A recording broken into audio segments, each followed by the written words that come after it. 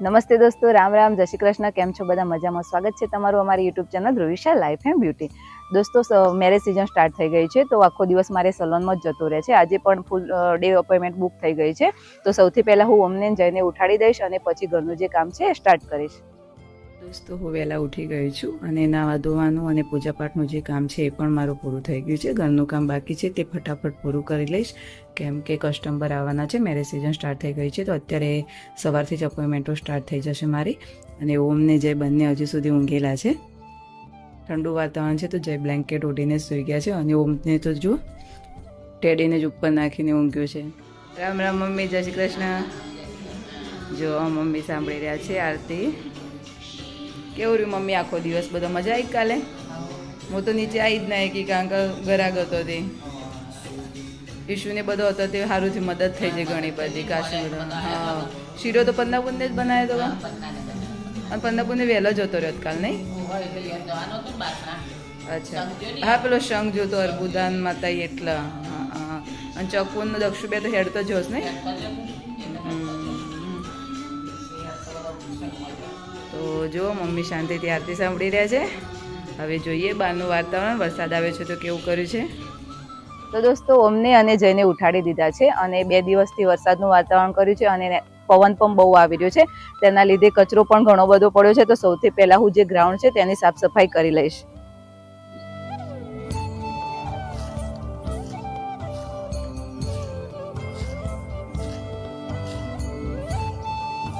વાળું તો શું જો, પણ વાયરો એટલો છે ને તે વળી વળીને પાછું જ આવે છે બધું.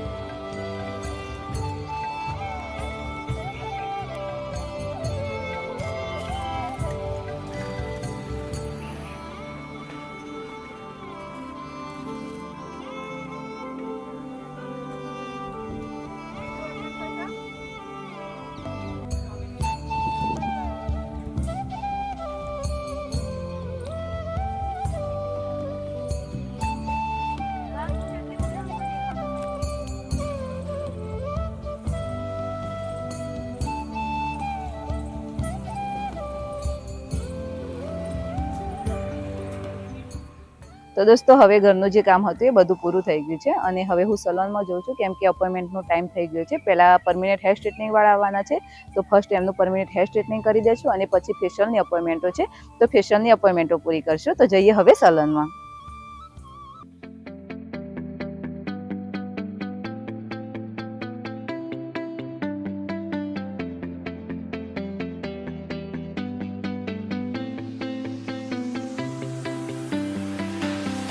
I see the light inside you, brighter than the skies.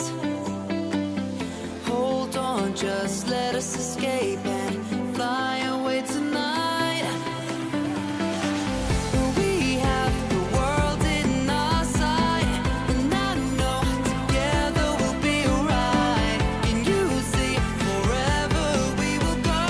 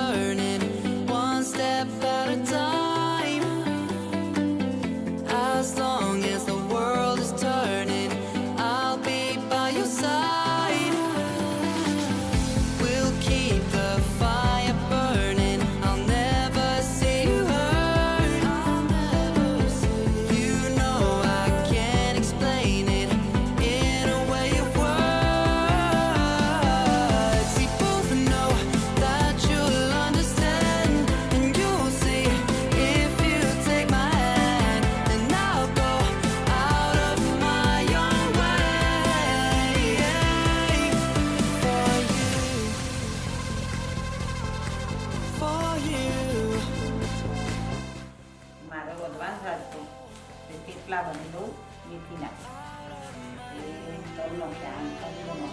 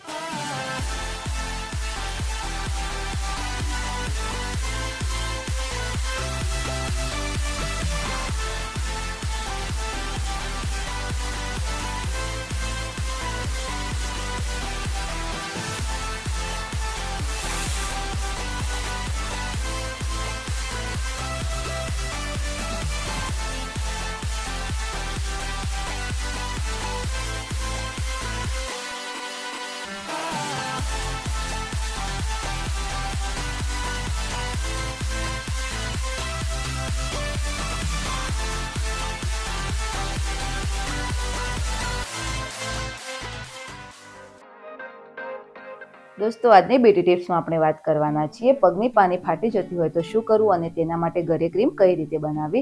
ઘરે ક્રીમ બનાવવા માટે 2 ચમચી વેસેલિન, 2 ચમચી કોકોનટ ઓઇલ, 1 ચમચી ગ્લિસરીન, 1 ચમચી એલોવેરા જેલ અને 1 ચમચી ગુલાબ જળ આ બધી વસ્તુને મિક્સ કરી અને એક કાચની ડબ્બીમાં ભરી લો અને તેને તમે 8 થી 10 દિવસ સુધી ફ્રીજમાં સ્ટોર કરીને રાખી શકો છો.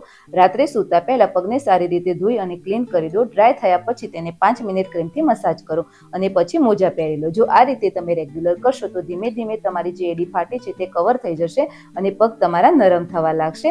અને અઠવાડિયામાં 2 વાર ગરમ પાણીમાં મીઠું નાખી અને પગ તેની અંદર ડબોડી રાખો અને સ્ક્રબરથી તેને ઘસી અને ક્લીન કરી અને પછી ક્રીમ લગાવો. જો આ રીતે તમે રેગ્યુલર કરશો તો ધીમે ધીમે તમારા પગ નરમ અને સોફ્ટ થવા લાગશે. આખો દાડોથી કઈ ના લેશન કરે ટીવી જોઈએ સાયકલ ચલાવી દૂધ લેવા છે એવું દૂધ લેવા કોણ કોણ જતા? મોહન દાદા બે ખાધું કા એવું છે? કેવું જાય છે વેકેશનમાં? મજા આવે છે? તો દોસ્તો રાતના 9 વાગી ગયા છે અને આખો દિવસ સલોનમાં જ પૂરો થઈ ગયો. મમ્મીને જમવાનું બનાવી દીધું હતું, થેપલા ને એવું બધું. બાકી બધા લોકોએ જમી લીધું છે. હું અને જય બંને બાકી છે તો હવે જમી લેશું. બાકી બધાએ તો જમી લીધું પણ જયને નથી જમ્યું કેમ કે એ મારી વાટ જોઈને જ બેઠા હતા. તો હવે હું જય બંને જમવા બેસી જઈશું અને મળીએ હવે આપણા નવા વિડીયોમાં. અને તમને અમારા વિડીયો જોવા ગમતા હોય તો અમારી ચેનલને લાઈક, શેર અને સબસ્ક્રાઇબ જરૂરથી કરજો અને બેલ આઇકન પણ પ્રેસ કરજો જેથી કરીને તમને નવા વિડીયોની નોટિફિકેશન મળતી રહે. મળીએ હવે આપણા નવા વિડીયોમાં. Bye bye.